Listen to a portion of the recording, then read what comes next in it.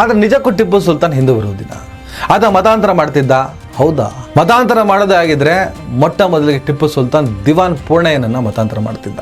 ಒಂದು ಸಣ್ಣ common sense ಇವೆಲ್ಲ.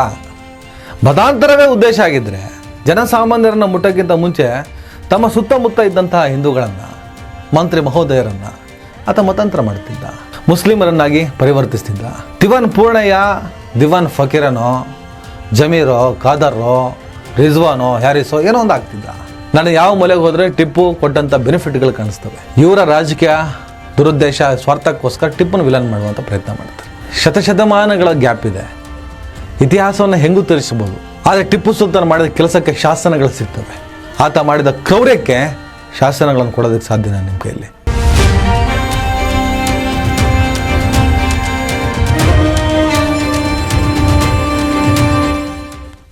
ಹಲೋ, ನಮಸ್ಕಾರ. ಟಿಪ್ಪು ಜಯಂತಿ ಮತ್ತೆ ಸರ್ಕಾರ ಆಚರಿಸಬೇಕು ಅನ್ನುವಂಥ ಒತ್ತಾಯ, ಒತ್ತಡ ಮತ್ತು ಚರ್ಚೆ ಶುರುವಾಗಿದೆ. ಶಾಸಕರು ವಿಜಯಾನಂದ ಕಾಶ್ಯಪ್ನವರು ಈ ಕುರಿತು ಸರ್ಕಾರವನ್ನು ಒತ್ತಾಯಿಸುವಂಥ ಕೆಲಸವನ್ನು ಮಾಡಿದ್ದಾರೆ ಅನ್ನುವಂಥ ಮಾಹಿತಿ ಇದೆ. ಕರ್ನಾಟಕದ ಕಾಂಗ್ರೆಸ್ ಪಕ್ಷದಲ್ಲಿ ಇರುವಂತಹ ಕೆಲವು ನಾಯಕರಲ್ಲಿ ಸೈದ್ಧಾಂತಿಕವಾಗಿ ಗಟ್ಟಿಯಾದಂತಹ ನಿಲುವನ್ನು ಹೊಂದಿರುವ ಜಾತ್ಯತೀತ ನಾಯಕರಲ್ಲಿ ವಿಜಯಾನಂದ ಕಾಶ್ಯಪ್ನವರು ಕೂಡ ಒಬ್ಬರು, ಇಬ್ಬರು, 3 ಜನ ಇಷ್ಟೇ. ಮಿಕ್ಕವ್ರ ಬಗ್ಗೆ ನನಗೆ ಅಷ್ಟು ಆಸಕ್ತಿನೂ ಇಲ್ಲ, ನಂಬಿಕೆ ಕೂಡ ಇಲ್ಲ. ಟಿಪ್ಪು ಸುಲ್ತಾನ್ ಹೆಸರು ಹೇಳಿದ ಕೂಡಲೇ ಫಸ್ಟು ರಿಯಾಕ್ಟ್ ಯಾರು ಮಾಡ್ತಾರೆ ಅಂದರೆ, ಕೆಟ್ಟದಾಗ ರಿಯಾಕ್ಟ್ ಯಾರು ಮಾಡ್ತಾರೆ? BJP ಅವರು ಮತ್ತು ಆ ಮಾನಸಿಕತೆ. ಟಿಪ್ಪು ಸುಲ್ತಾನ್ ಒಬ್ಬ ಕ್ರೂರಿ. ಟಿಪ್ಪು ಸುಲ್ತಾನ್ ಕೊಡುಗೆ ಕರ್ನಾಟಕ ರಾಜ್ಯಕ್ಕೆ ಏನೇನೂ ಇಲ್ಲ, ಎಲ್ಲ ಗೊತ್ತಿದೆ. ಏನು ಕೊಡುಗೆ ಇದೆ? ಸಂವಿಧಾನದಲ್ಲಿ ಯಾವ ಪುಟದಲ್ಲಿ ಟಿಪ್ಪು ಸುಲ್ತಾನ್ ಭಾವಚಿತ್ರವಿದೆ? ನಾಸಾದಲ್ಲಿ ಯಾಕೆ ಟಿಪ್ಪು ಸುಲ್ತಾನ್ ಫೋಟೋವನ್ನು ಇಟ್ಕೊಂಡಿದ್ದಾರೆ? ರಾಕೆಟ್ ತಂತ್ರಜ್ಞಾನ, ಇನ್ನಿತರ ವಿಚಾರ ಪ್ರತಿಯೊಂದು ಗೊತ್ತಿದೆ.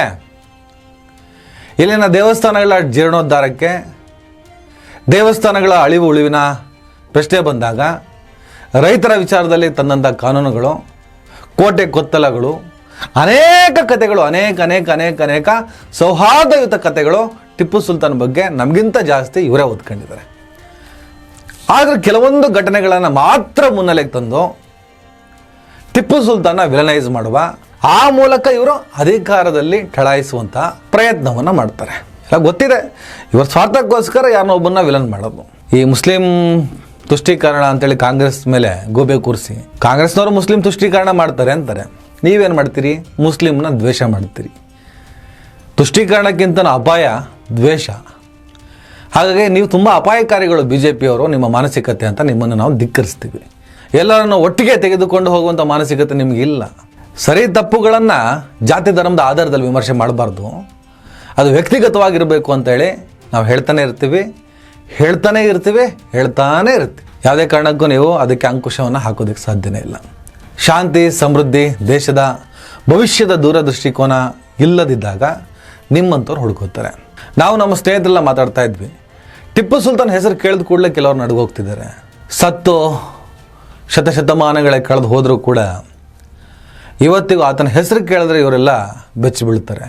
ಏನು ಟಿಪ್ಪು ಸುಲ್ತಾನ್ ಬದುಕಿದ್ದಾಗ ಈ ಶತ್ರುಗಳ, ಟಿಪ್ಪು ವಿರೋಧಿಗಳ ಪರಿಸ್ಥಿತಿ ಹೇಗಿರಬೇಡ ಅಂತೇಳಿ. ಸತ್ತ ಮೇಲೆ ಇಷ್ಟು ಕಾಡ್ತಾನೆ ಅಂದಮೇಲೆ ಬದುಕಿದ್ದಾಗ ಇನ್ನೆಷ್ಟು ಕಾಡಿರಬೇಕು ಇವ್ರನ್ನ. ಈಗ ಟಿಪ್ಪು ಜಯಂತಿ ಇದೇ ಕಾಂಗ್ರೆಸ್ ಸರ್ಕಾರ ತಂದಿದ್ದು. ಮುಸಲ್ಮಾನರಲ್ಲಿ ಜಯಂತಿ ಆಚರಣೆ ಮಾಡೋ ಹಾಗಿಲ್ಲ, ಟಿಪ್ಪು ಜಯಂತಿ ಬೇಕಿತ್ತ? ಒಂದು ಚರ್ಚೆ. ಟಿಪ್ಪು ಜಯಂತಿ ಅನ್ನೋದು ಮುಸಲ್ಮಾನ ಧರ್ಮದ ಪದ್ಧತಿಗಿಂತ ಆಚೆ ನಿಂತು ನಾವು ಯೋಚನೆ ಮಾಡಬೇಕಾಗಿದೆ.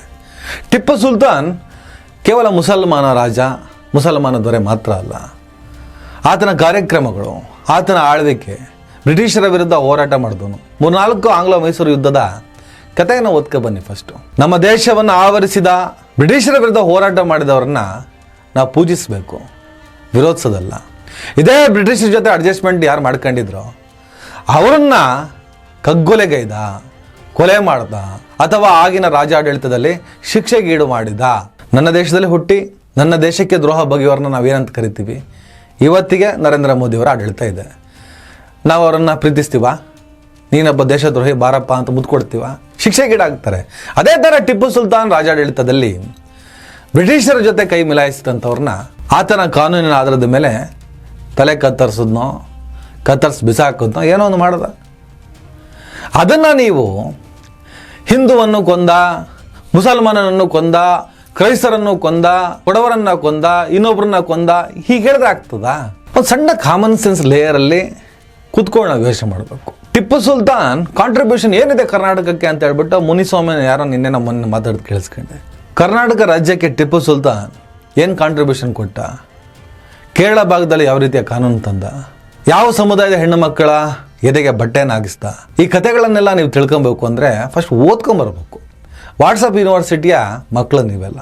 ಹಾಗಾಗಿ ಟಿಪ್ಪು ಸುಲ್ತಾನ್ ಏನು ಮಾಡ್ದ, ಏನು ಕುಡಿಯೋಕೆ ಕೊಟ್ಟ ನಿಮಗೆ ಗೊತ್ತೇ ಇಲ್ಲ.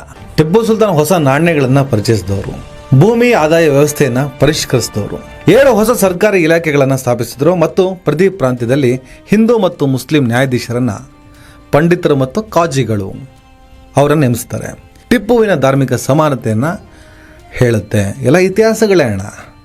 ಮದ್ಯಪಾನ, ವೇಷವಾಡಿಕೆ ಮತ್ತು ಗಾಂಜಾ ಬಳಕೆಯನ್ನು ನಿಷೇಧ ಮಾಡಿದರು. ಕೇರಳದಲ್ಲಿ ಬಹುಪತ್ನಿತ್ವವನ್ನು ನಿಲ್ಲಿಸಿದರು. ನಿಮಗೆ ಗೊತ್ತಿದೆ, ಹೆಣ್ಮಕ್ಳು ಎದೆ ಭಾಗಕ್ಕೆ ಬಟ್ಟೆ ಹಾಕಬೇಕು, ಮೇಲೆ ಗೌಸ್ ಹಾಕಬೇಕು ಅಂದರೆ ಟ್ಯಾಕ್ಸ್ ಕಟ್ಟಬೇಕಿತ್ತು. ಯಾವ ಮುಸಲ್ಮಾನ ರಾಜರುಗಳು ಮಾಡಿದ್ದಲ್ಲ ಇದನ್ನು. ನಂಬೂದರಿಗಳ ಆಡಳಿತದಲ್ಲಿ ಈ ಥರದೊಂದು ಕ್ರೌರ್ಯದ ಕಾನೂನಿತ್ತು. ಅದನ್ನು ನಿಲ್ಲಿಸಿದ್ದು ಟಿಪ್ಪು ಸುಲ್ತಾನ್. ಅದೇ ರೀತಿ ಅಂಗವಿಕಲರಿಗೆ ಉದ್ಯೋಗ ಅವಕಾಶಗಳನ್ನು ಒದಗಿಸುವ ನಿಯಮಗಳನ್ನು ತಂದಿದ್ದು ಟಿಪ್ಪು ಸುಲ್ತಾನ್. ಮೈಸೂರು ರೇಷ್ಮೆ ಉದ್ಯಮವನ್ನು ಪ್ರಾರಂಭಿಸ್ತಾರೆ. ಇವತ್ತಿಗೂ ಕರ್ನಾಟಕದ ಮುಖ್ಯ ಆರ್ಥಿಕತೆಯ ಮೂಲವಾಗಿದೆ ರೇಷ್ಮೆ ಉದ್ಯಮ. ಕನ್ನಂಬಾಡಿ ಅಣೆಕಟ್ಟು ಕೃಷ್ಣರಾಜಸಾಗರ ಯೋಜನೆಯ ತಳಹದಿಯನ್ನು ಹಾಕಿದ್ದು ಟಿಪ್ಪು ಸುಲ್ತಾನ್. ಆದರೆ ನಿರ್ಮಾಣ ಅವರ ನಂತರ ಆಯಿತು. ಕೃಷಿ ಉತ್ಪಾದನೆಯನ್ನು ಹೆಚ್ಚಿಸಿ ಸರಾಸರಿ ಆದಾಯವನ್ನು ಜೀವನೋಪಾಯ ಮಟ್ಟಕ್ಕಿಂತ 5 ಪಟ್ಟು ಹೆಚ್ಚಿಸಿದ್ದು ಟಿಪ್ಪು ಸುಲ್ತಾನ್. ಚನ್ನಪಟ್ಟಣ ಆಟಿಕೆಗಳನ್ನು ಉತ್ತೇಜಿಸಿದ್ರು, ಜವಳಿ ಉತ್ಪಾದನೆಯನ್ನು ಬೆಳೆಸಿದ್ರು, ಲೋಹದ ಕವರ್ ಹೊಂದಿದ ಮೈಸೂರು ರಾಕೆಟ್ಗಳನ್ನು ಬೆಳೆಸಿದ್ರು ಮತ್ತು ಫತೋಲ್ ಮುಜಾಹಿದ್ದೀನ್ ಎಂಬ ಕೈಪಿಡಿಯನ್ನು ಬರೆದರು. ಇದು ಬ್ರಿಟಿಷ್ ಕಾಂಗ್ರೇವ್ ರಾಕೆಟ್ಗಳಿಗೆ ಪ್ರೇರಣೆ ಆಯಿತು. ಪೊಲ್ಲಿಲೂರ್ 1780, ಶ್ರೀರಂಗಪಟ್ಟಣ 1799 ಯುದ್ಧದಲ್ಲಿ ರಾಕೆಟ್ ತಂತ್ರಜ್ಞಾನವನ್ನು ಬಳಸಿದ್ರು. 20 ಯುದ್ಧ ನೌಕೆಗಳು ಮತ್ತು 20 ಫ್ರೀ ಗೇಟ್ಗಳೊಂದಿಗೆ ನೌಕಾಪಡೆಯನ್ನು ನಿರ್ಮಿಸಿದ್ರು. ಜಮಾಲಾಬಾದ್ ಮತ್ತು ಮಜಿದಾಬಾದ್ನಲ್ಲಿ ಡಾಕ್ ಯಾರ್ಡ್ಗಳನ್ನು ಸ್ಥಾಪಿಸಿದ್ರು. ಸ್ಥಾಯಿ ಸೈನ್ಯವನ್ನು ರೂಪಿಸಿದ್ರು. ರಜಪೂತರು, ಮುಸ್ಲಿಮರು ಮತ್ತು ಬುಡಕಟ್ಟು ಜನರನ್ನು ಸೇರಿಸಿದ್ರು. ಬ್ರಿಟಿಷರ ವಿರುದ್ಧ ಹೋರಾಡಿ ಭಾರತದ ಸ್ವಾತಂತ್ರ್ಯ ಹೋರಾಟಕ್ಕೆ ಅಪಾರ ಕೊಡುಗೆ ನೀಡಿದ್ರು. ಮಲಬಾರ್ಗಳಲ್ಲಿ ರಸ್ತೆಗಳನ್ನು ನಿರ್ಮಿಸಿದ್ರು, ನಗರಗಳನ್ನು ಸಂಪರ್ಕಿಸಿದ್ರು, ಸೇನಾ ಅಭಿಯಾನಗಳಿಗೆ ಮತ್ತು ವ್ಯಾಪಾರಕ್ಕೆ ಸಹಾಯ ಮಾಡಿದ್ರು. ಶ್ರೀರಂಗಪಟ್ಟಣದಲ್ಲಿ ಅರಮನೆ ಮತ್ತು ಕೋಟೆಗಳನ್ನು ಬಲಪಡಿಸಿದ್ರು.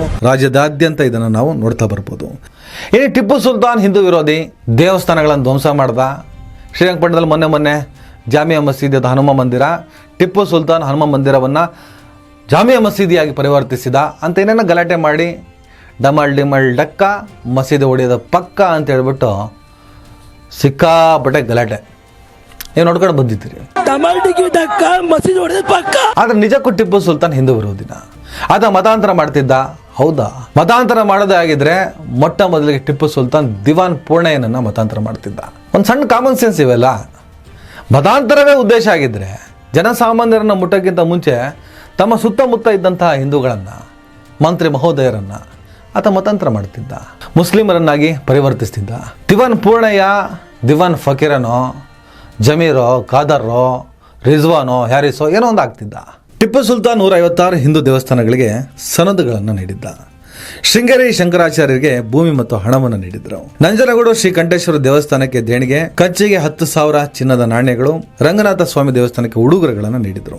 ಈದ್, ಮೌಲೂದ್, ಆಶೂರಾ ಮುಂತಾದ ಮುಸ್ಲಿಂ ಹಬ್ಬಗಳನ್ನು ಆಚರಿಸಿದ್ರು ಮತ್ತು ಇತರ ಧರ್ಮಗಳ ಹಿಂದೂ ಧರ್ಮವೂ ಸೇರಿದಾಗೆ ಅವರ ಹಬ್ಬಗಳನ್ನು ಉತ್ತೇಜಿಸಿದ್ರು, ಭಾಗವಹಿಸಿದ್ರು. ಕೆಲವು ಚರಿತ್ರಕಾರರು ಅವರನ್ನ ಜಾತ್ಯತೀತ ಆಡಳಿತಗಾರ ಅಂತ ಕರೀತಾರೆ. ಆದರೆ ಕೆಲವರು ಆತ ಹಿಂದೂ ವಿರೋಧಿ ಅಂತ ಬಿಂಬಿಸುವಂಥ ಪ್ರಯತ್ನವನ್ನು ಮಾಡ್ತಾರೆ. ಟಿಪ್ಪು ತನ್ನ ಆಡಳಿತದಲ್ಲಿ ಕೊಡವರು, ನಾಯರರು ಅಂದರೆ ಈ ಮಲಬಾರ್ ಕಡೆಯವರು ಮತ್ತು ಮಂಗಳೂರು ಕ್ರಿಶ್ಚಿಯನ್ನರ ಮೇಲೆ ಬಲವಂತದ ಮತಾಂತರ ಮತ್ತು ಹತ್ಯಾಕಾಂಡಗಳನ್ನು ಮಾಡಿದ್ದ ಅನ್ನುವಂಥ ಆರೋಪ. ಇದಕ್ಕೆ ಎಕ್ಸಾಂಪಲ್ ಕೊಡ್ತಾರೆ. ಸುಮಾರು 40,000 ಕೊಡವರನ್ನು ಸೆರೆ ಹಿಡಿದು ಮತಾಂತರ ಮಾಡಿದ್ರು. ಮೇಲ್ಕೋಟೆಯಲ್ಲಿ 1200 ಅಯ್ಯಂಗರ್ ಬ್ರಾಹ್ಮಣರನ್ನು ಕೊಂದರು ಅಂತ ಕೆಲವು ದಾಖಲೆಗಳನ್ನು ಅವರು ಮುಂದಿಡ್ತಾರೆ. ಕೆಲವು ದೇವಸ್ಥಾನಗಳು ಮತ್ತು ಚರ್ಚ್ಗಳನ್ನು ಧ್ವಂಸ ಮಾಡಿದರು. ಬ್ರಾಹ್ಮಣರಿಗೆ ನೀಡಿದ ಭೂಮಿ ಅನುದಾನಗಳನ್ನು ಹಿಂಪಡೆದರು. ಬ್ರಿಟಿಷ್ ದಾಖಲೆಗಳು ಅಂದರೆ ಕರ್ಕ್ ಪ್ಯಾಟ್ರಿಕ್ ಮತ್ತು ವಿಲ್ಕ್ಸ್ ಟಿಪ್ಪು ಸುಲ್ತಾನ್ ಅವರನ್ನ ದುಷ್ಟ ಅಂತ ಚಿತ್ರಿಸಿದೆ. ಆದರೆ ಕೆಲವು ಚರಿತ್ರಕಾರರು ಇದು ಬ್ರಿಟಿಷರು ಬರೆದಂಥ ಸುಳ್ಳು ಇತಿಹಾಸ. ಟಿಪ್ಪು ಸುಲ್ತಾನ್ ಹಿಂದೂಗಳ ರಕ್ಷಕರಾಗಿದ್ದರು, ಜಾತ್ಯತೀತವಾಗಿ ಆಡಳಿತವನ್ನು ನಡೆಸಿದ್ರು. ತೀರಾ ಬ್ರಿಟಿಷರ ವಿರುದ್ಧ ಹೋರಾಟ ಮಾಡಿದ, ದೇವಸ್ಥಾನಗಳಿಗೆ ಅಪಾರ ಕೊಡುಗೆ ನೀಡಿದ, ಬ್ರಿಟಿಷರ ಜೊತೆ ಅಡ್ಜಸ್ಟ್ಮೆಂಟ್ ಮಾಡಿಕೊಂಡಂಥ ಗಿರಾಕಿಗಳನ್ನು ಶಿಕ್ಷಿಸಿದ ಟಿಪ್ಪು ಸುಲ್ತಾನ್ ಇವತ್ತಿನ ಕೆಲವು ಕೋಮುವಾದಿ ಮಾನಸಿಕತೆಯ ರಾಜಕಾರಣಿಗಳಿಗೆ ಒಳ್ಳೆ ಫುಡ್ಡು. ಟಿಪ್ಪುನ ಹೀರೋ ಮಾಡೋಕ್ಕೆ ಹೋದರೆ ಇವ್ರಿಗೇನು ಲಾಭ ಇಲ್ಲ, ಟಿಪ್ಪುನ ವಿಲನ್ ಮಾಡಬೇಕು. ಕಾಂಗ್ರೆಸ್ ಮುಸಲ್ಮಾನ ತುಷ್ಟೀಕರಣ ಮಾಡುತ್ತೆ ಅನ್ನೋದೇ ನಾನ್ಸೆನ್ಸು. ತುಷ್ಟೀಕರಣ ಬರಲ್ಲ. ಟಿಪ್ಪು ಸುಲ್ತಾನ್ ಕೊಡುಗೆ ಏನು ಅಂತ ಗೊತ್ತಿದ್ದು ಅಥವಾ ಕ್ರೂರ ರಾಜ ಅಂತ ಬಿಂಬಿಸೋ ಪ್ರಯತ್ನವನ್ನ ಬಿಜೆಪಿ ಅಂಡ್ ಗ್ಯಾಂಗ್ ಮಾಡ್ತಾ ಇದೆಯಲ್ಲ, ಅದನ್ನ ನಿರಾಕರಿಸಿ ನಿಲ್ಲಬೇಕಾದಂತಹ ಕೆಲಸವನ್ನ ಕಾಂಗ್ರೆಸ್ ಪಕ್ಷ ಅಥವಾ ಬಿಜೆಪಿಯ ಮಾನಸಿಕತೆಯ ವಿರುದ್ಧ ನಿಂತಹ ಪಕ್ಷಗಳು ಮಾಡ್ತಾ ಇದ್ದಾವೆ. ಹೀಗಿದ್ದಾಗ ಇಲ್ಲಿ ತುಷ್ಟೀಕರಣ ಏನು ಬರುತ್ತೆ? ನೀವು ಇತಿಹಾಸವನ್ನ ವಿಕೃತವಾಗಿ ತಿರುಗಿಸ್ತಾ ಇದ್ದಾಗ ನೈಜ ಇತಿಹಾಸ ಹೇಗಿದೆ ಅದನ್ನ ಮಾತನಾಡಿದ್ರೆ ಅದು ತುಷ್ಟೀಕರಣ ಹೇಗಾಗ್ತದೆ? ಭಯೋತ್ಪಾದನೆಯನ್ನು ಕೇವಲ ಒಂದು ಸಮುದಾಯಕ್ಕೆ ಫಿಕ್ಸ್ ಮಾಡುವಂಥ ಪ್ರೊಪಗಂಡವನ್ನು ನೀವು ಮಾಡ್ತಾ ಇರಬೇಕಾದ್ರೆ ಭಯೋತ್ಪಾದಕರೆಲ್ಲ ಮುಸಲ್ಮಾನರಲ್ಲ, ಆದರೆ ಮುಸಲ್ಮಾನರಲ್ಲ ಭಯೋತ್ಪಾದಕರೇ. ಎಷ್ಟು ನಾನ್ಸೆನ್ಸ್ ಇದೆ ಲೈನ್ಗಳು. ಈಶಾನ್ಯ ಭಾರತದಲ್ಲಿ ನಡೀತಿರೋದೇನು ಭಯೋತ್ಪಾದಕ ಕೃತ್ಯಗಳಲ್ವಾ? ಖಲಿಸ್ತಾನಿ ಮೂಮೆಂಟು ಭಯೋತ್ಪಾದಕ ಕೃತ್ಯಗಳಲ್ವಾ? ಯಾಕೆ ಕೆಲವು ವಿಚಾರದಲ್ಲಿ ಸೆಲೆಕ್ಟಿವ್ ಆಗ್ತೀರಿ? ಇದನ್ನು ಪ್ರಶ್ನೆ ಮಾಡಿದ ಕೂಡಲೇ ಹೇಗೆ ತುಷ್ಟೀಕರಣ ಆಗ್ತದೆ? ಟಿಪ್ಪು ಜಯಂತಿಯನ್ನು ಸರ್ಕಾರ ಮತ್ತೆ ಮಾಡಬೇಕು ಅಂತೇಳಿ ವಿಜಯಾನಂದ ಕಾಶ್ಯಪ್ನವರ ಆದಿಯಾಗಿ ಅನೇಕ ಒತ್ತಡವನ್ನು ಹೇರುತ್ತಿದ್ದಾರೆ. ಕಾಂಗ್ರೆಸ್ ಪಕ್ಷದಲ್ಲೇ ಅದಕ್ಕೆ ಕೆಲವು ಅಪಸ್ವರ ಇದೆ ಅಂತೆ. ಹಾಗೆ ಅಪಸ್ವರ ಯಾರ್ಯಾರು ಎತ್ತುತ್ತಾರೋ, ರಾಜಕೀಯ ದೂರದೃಷ್ಟಿಕೋನ ಏನೇನೋ ಕತೆಗಳು ಹೇಳ್ತಾರಲ್ಲ, ಇಂಥವ್ರನ್ನೆಲ್ಲ ಫಸ್ಟ್ ಪಕ್ಷದಿಂದ ಹೊರಗೆ ಹಾಕಿ. ಯಾಕಂದರೆ ಇವ್ರು ಯಾರು ಕೂಡ ಜಾತ್ಯತೀತ ಅಂತ ಹೇಳುವಂಥ ಪಕ್ಷದಲ್ಲಿ ಇರೋದಕ್ಕೆ ಲಾಯಕ್ ಅಲ್ವೇ ಅಲ್ಲ. ಟಿಪ್ಪುವನ್ನು ವಿರೋಧಿಸುವ, ಟಿಪ್ಪುವನ್ನು ಒಪ್ಪಿದರೆ ಅದರಿಂದ ನಮಗೆ ನಷ್ಟ ಆಗುತ್ತೆ ಅಂತ ಹೇಳಿಬಿಟ್ಟು ಆಲೋಚಿಸುವ, ಟಿಪ್ಪುವನ್ನು ನಾವು ಅಂಗೀಕರಿಸಿದರೆ, ಟಿಪ್ಪು ಜಯಂತಿ ಮಾಡಿದ್ರೆ ಅದರಿಂದ ನಷ್ಟ ಆಗುತ್ತೆ ಅಂತ ಹೇಳಿಬಿಟ್ಟು ಯೋಚನೆ ಮಾಡೋರನ್ನೆಲ್ಲ ಕಳಿಸ್ಬಿಡಿ. ಬ್ಯಾಟಿಂಗ್ ಮಾಡಬೇಕು, ಇಲ್ಲ ಬೌಲಿಂಗ್ ಮಾಡಬೇಕು. ಒಂದೇ ಸಲ ನಾನು ಬ್ಯಾಟಿಂಗ್ ಮಾಡ್ತೀನಿ, ಬೌಲಿಂಗ್ ಮಾಡ್ತೀನಿ, ಕೀಪಿಂಗ್ ಮಾಡ್ತೀನಿ, ಫೀಲ್ಡಿಂಗ್ ಮಾಡ್ತೀನಿ ಅಂದರೆ ಅದು ಮಾಡೋಕ್ಕಾಗಲ್ಲ. ನಿಲುವು ಸ್ಪಷ್ಟವಾಗಿರಬೇಕು. ಈ ಅಸ್ಪಷ್ಟತೆಯಿಂದನೇ ಅನೇಕ ರೀತಿಯ ಸಂಕಟಗಳನ್ನು ಕಾಂಗ್ರೆಸ್ ಪಕ್ಷ ಎದುರಿಸ್ತಾ ಇದೆ, ಅಥವಾ ವಿರೋಧಿಗಳು ಬಿಜೆಪಿಯ ಮಾನಸಿಕತೆ, ಬಿಜೆಪಿಯ ಸಿದ್ಧಾಂತದ ವಿರುದ್ಧ ನಿಂತಿರುವಂಥ ಪಕ್ಷಗಳು ಅನುಭವಿಸ್ತಾ ಇದ್ದಾವೆ. ನನಗೆ ಕೇಳೋದಾದ್ರೆ ಟಿಪ್ಪು ಜಯಂತಿ ಒಂದು ಸರ್ಕಾರಿ ಕಾರ್ಯಕ್ರಮವಾಗಿ ಮಾಡಿ. ಯಾಕಂದರೆ ಟಿಪ್ಪು ಸುಲ್ತಾನ್ ಒಂದು ಧರ್ಮಕ್ಕೆ ಸಂಬಂಧಪಟ್ಟಂಥ ರಾಜ ಅಲ್ಲ. ಟಿಪ್ಪು ಸುಲ್ತಾನ್ ಒಂದಿಷ್ಟು ಕಾಲ ಆಳಿದ್ದಾನೆ ನಮ್ಮ ನಾಡನ್ನು. ಆತನ ಆಳ್ವಿಕೆಯಲ್ಲಿ ಹಿಂದೂ ಮುಸಲ್ಮಾನರು ಎಲ್ಲರೂ ಬದುಕಿದ್ದಾರೆ, ಬೆನಿಫಿಟ್ಗಳನ್ನು ಪಡ್ಕೊಂಡಿದ್ದಾರೆ, ರೈತರು ಕೂಡ ನೆಮ್ಮದಿಯಾಗಿ ಬದುಕಿದ್ದಾರೆ. ಅನೇಕ ಕಾನೂನುಗಳು ನಾನು ನಿಮಗೇನು ಎಕ್ಸ್ಪ್ಲೇನ್ ಮಾಡಿದೆ, ಇದನ್ನು ಮೀರಿದ ಅದೆಷ್ಟೋ ಕಾನೂನುಗಳು, ಅದೆಷ್ಟೋ ಕಾರ್ಯಕ್ರಮಗಳನ್ನು ಟಿಪ್ಪು ಸುಲ್ತಾನ್ ಮಾಡಿದ್ದಾರೆ. 10-20 ನಿಮಿಷದಲ್ಲಿ ಏನೂ ಹೇಳೋಕ್ಕೆ ಸಾಧ್ಯ ಇಲ್ಲ. ಟಿಪ್ಪು ಸುಲ್ತಾನ್ ಈ ನಾಡಿಗೆ ಕೊಟ್ಟಂಥ ಕೊಡುಗೆಗಳನ್ನು ಎಕ್ಸ್ಪ್ಲೇನ್ ಮಾಡ್ತಾ ಹೋದರೆ 2-3 ತಾಸು ಮಾತಾಡಬೇಕಾಗತ್ತೆ. ಕತೆ ವಿಮರ್ಶೆನ ಬದಿಗಿಟ್ಟು ಲಿಸ್ಟ್ ಔಟ್ ಮಾಡಿ ಅದನ್ನು ಓದ್ತಾ ಹೋದರೆ 2-3 ತಾಸು ಬೇಕು. ಆ ಮಟ್ಟಿಗೆ ಈ ನಾಡಿಗೆ ಕೊಡುಗೆಯನ್ನು ಕೊಟ್ಟಿದ್ದು ಟಿಪ್ಪು ಸುಲ್ತಾನ್. ನಾನು ಯಾವ ಮೂಲೆಗೆ ಹೋದರೆ ಟಿಪ್ಪು ಕೊಟ್ಟಂಥ ಬೆನಿಫಿಟ್ಗಳು ಕಾಣಿಸ್ತವೆ. ಇವರ ರಾಜಕೀಯ ದುರುದ್ದೇಶ, ಸ್ವಾರ್ಥಕ್ಕೋಸ್ಕರ ಟಿಪ್ಪುನ ವಿಲನ್ ಮಾಡುವಂಥ ಪ್ರಯತ್ನ ಮಾಡ್ತಾರೆ. ಇವತ್ತು ನರೇಂದ್ರ ಮೋದಿ ಸರ್ಕಾರ ಅಧಿಕಾರ ನಡೆಸ್ತಾ ಇದೆ. ಅವರ ಆಳ್ವಿಕೆಯಲ್ಲಿ ದೇಶದ್ರೋಹದ ಕೃತ್ಯಕ್ಕೆ ಇಲ್ಲಿ ಸನ್ಮಾನ ಮಾಡ್ತಾರಾ, ಇಲ್ಲ ಜೈಲಿಗಡ್ತಾರ? ಹಾಗೆ ಬ್ರಿಟಿಷರ ಜೊತೆ ಕೈ ಮಿಲಾಯಿಸಿದ ಕಥೆಗಳಿದ್ದಾವೆ. ಶತಶತಮಾನಗಳ ಗ್ಯಾಪ್ ಇದೆ. ಇತಿಹಾಸವನ್ನು ಹೆಂಗೂ ತೋರಿಸ್ಬೋದು, ಆದರೆ ಅದಕ್ಕೆ ನೀವು ದಾಖಲೆಗಳನ್ನು ಕೊಡೋಕ್ಕಾಗಲ್ಲ. ನಿಮ್ಮ ಕಥೆಗಳನ್ನು ಮಾತ್ರ ಕೊಡ್ಬೋದು. ಯಾವನೋ ಬರೆದಿರೋ ಪುಸ್ತಕ ಇಟ್ಕೊಂಡು ಹಿಂಗಂತೆ ಅಂತ ಹೇಳ್ಬೋದು. ಆದರೆ ಟಿಪ್ಪು ಸುಲ್ತಾನ್ ಮಾಡಿದ ಕೆಲಸಕ್ಕೆ ಶಾಸನಗಳು ಸಿಗ್ತವೆ. ಆತ ಮಾಡಿದ ಕ್ರೌರ್ಯಕ್ಕೆ ಶಾಸನಗಳನ್ನು ಕೊಡೋದಕ್ಕೆ ಸಾಧ್ಯನಾ ನಿಮ್ಮ ಕೈಯಲ್ಲಿ? ನಾನ್ಸೆನ್ಸ್ಗಳು. ಟಿಪ್ಪು ಜಯಂತಿ ಸರ್ಕಾರಿ ಕಾರ್ಯಕ್ರಮವಾಗಿ ಆಚರಣೆ ಮಾಡೋದಾದರೆ ಮಾಡಿ. ಆದರೆ ಇದು ಮಾಡೋದ್ರಿಂದ ಬಹಳ ತೊಂದರೆಗಳಾಗ್ತವೆ, ಓಟ್ ಬರಲ್ಲ, ಇನ್ನೊಂದು ಬರಲ್ಲ ಅನ್ನುವಂತಹ ಜಿಜ್ಞಾಸೆಗಳು, ಗೊಂದಲಗಳಿದ್ದರೆ ಸೈದ್ಧಾಂತಿಕ ಸ್ಪಷ್ಟತೆಯ ಬಗ್ಗೆ ಒಂದಿಷ್ಟು ಮಾಹಿತಿ ಕೊಡಿ, ನಾವು ತಿಳ್ಕೊಬೇಕಾಗಿದೆ. ಯಾಕಂದರೆ ಇತ್ತೀಚೆಗೆ ಸಿಕ್ಕಾಪಟ್ಟೆ ನಮಗೆ ಕನ್ಫ್ಯೂಷನ್ನು. ಇನ್ನಷ್ಟು ವಿವರಗಳನ್ನು ಮುಂದಿನ ವಿಡಿಯೋದಲ್ಲಿ ಮಾತಾಡ್ತೀನಿ. ನಮಸ್ಕಾರ. ದಯವಿಟ್ಟು ಎಲ್ಲರೂ ಈ ಚಾನಲ್ನ ಸಬ್ಸ್ಕ್ರೈಬ್ ಮಾಡಿ. ನಿಮ್ಗೆ ಇಷ್ಟ ಆದರೆ ಈ ಚಾನಲ್ಗೆ ಜಾಯ್ನ್ ಆಗಿ. ಈ ವಿಡಿಯೋ ಇಷ್ಟ ಆದರೆ ದಯವಿಟ್ಟು ಎಲ್ಲರೂ ಶೇರ್ ಮಾಡಿ. ಸ್ವತಂತ್ರ ಪತ್ರಿಕೋದ್ಯಮವನ್ನು ಬೆಂಬಲಿಸಿ. ನನ್ನ ಯುಕ್ತಿಗೆ ನಿಮ್ಮ ಶಕ್ತಿಯೇ ಶ್ರೀರಕ್ಷೆ.